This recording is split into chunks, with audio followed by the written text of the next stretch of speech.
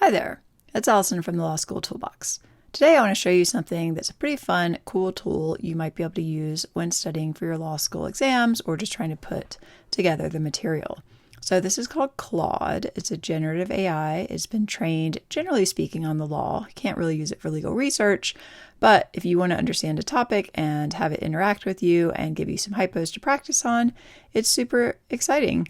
So let's get started. All right, so I'm telling it I'm a law student, I'm studying civil procedure, I'm working on personal jurisdiction, I'm asking it to give me a basic overview of the topic. All right, so here I'm getting personal jurisdiction, the court's power, the two main types, general, specific. It tells me a little bit about establishing general jurisdiction, tells me what specific jurisdiction requires, and what the limits are. So that's pretty good. I'm looking for just a basic overview.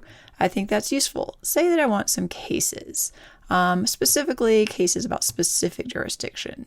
So what are some of the key cases regarding specific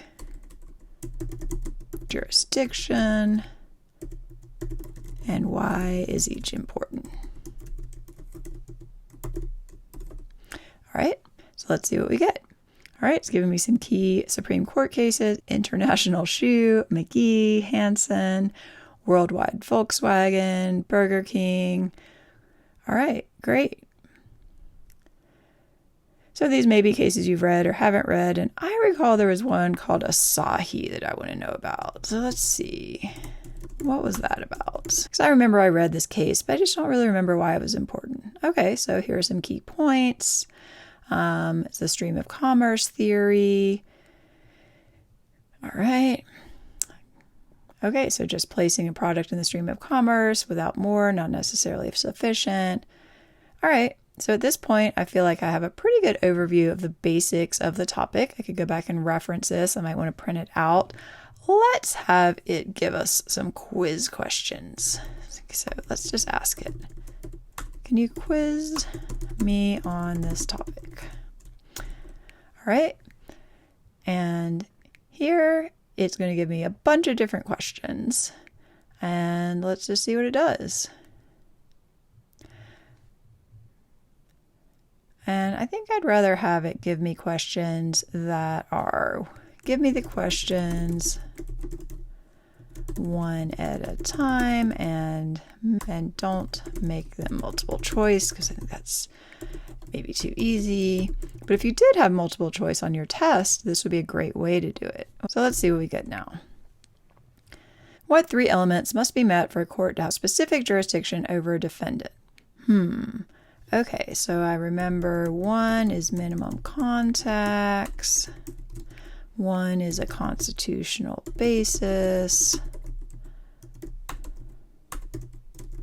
And I forget the third. So it's going to kind of help me out here.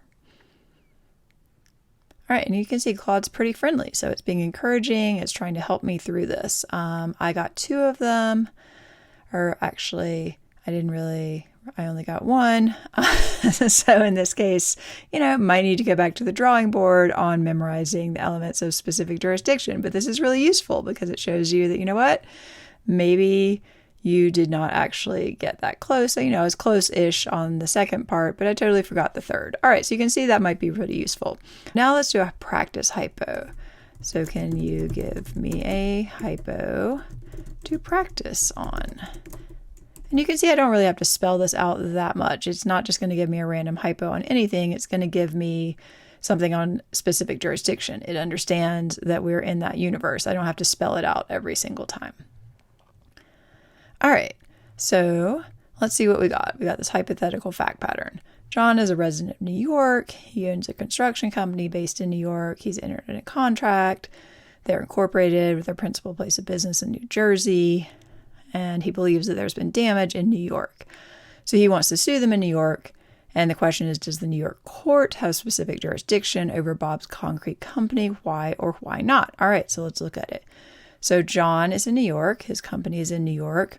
He entered into a contract with Bob who's got their incorporation and principal place of business in New Jersey. All right, so in this case, it's probably pretty straightforward. It's giving me a pretty easy question. No, there is probably not jurisdiction because Bob's company is at home in New Jersey, and we have no facts that they availed themselves of New York in any way. So let's see what Claude thinks about this answer. All right.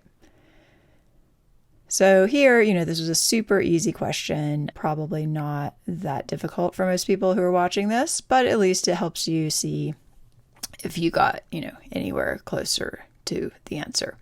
All right, so let's get a harder question. Maybe a harder question with arguments on both sides.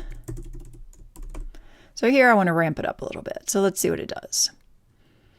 Sarah's living in Florida. She purchases a used car from a dealership that's incorporated in Georgia.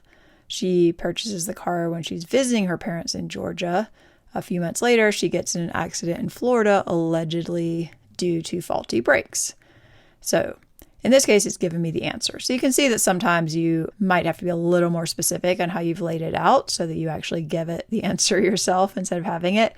But at least here, it's giving you some back and forth. So I think you can see this could be a pretty useful thing to do on different topics, and you would be able to actually engage and possibly learn something.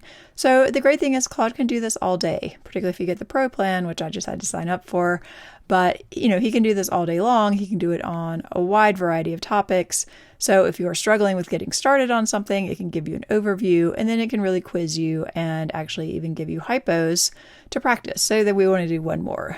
Can you give me a hypo to practice on that includes an issue of a website? All right, so here, this is a common issue your professor might want to test in a lot of classes. What happens if you have a website? You can access the entire country, and that can have bearing on personal jurisdiction, whether you're targeting different states, things like that. So this is just another example. If you want something pretty specific, you can actually have it give you that. Hopefully you found this useful and interesting and might be something to experiment with as you study for exams. All right. Again, Alison from the Law School Toolbox, and check out our website for more help.